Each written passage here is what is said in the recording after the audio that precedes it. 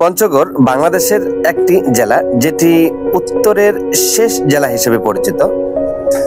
সমতল ভূমিতে চা চাষের জন্য পরিচিতি।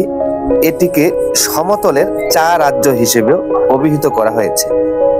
পঞ্চগড়ে চা চাষ একটি আধুনিক এবং ক্রমবর্ধমান শিল্প।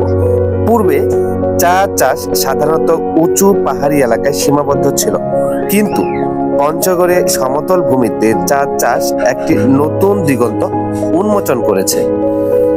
পঞ্চগড়ের চা বাগানগুলো একটি আকর্ষণীয় পর্যটন স্পট হিসেবে পরিচিতি লাভ করেছে।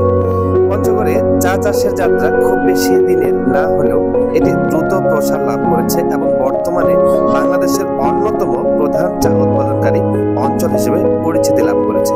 ধন্যবাদ সবাইকে। আমাদের এই পঞ্চগড়ে সমতল ভূমির চা বাগানে আসার আমন্ত্রণ রইল। আসসালামু আলাইকুম।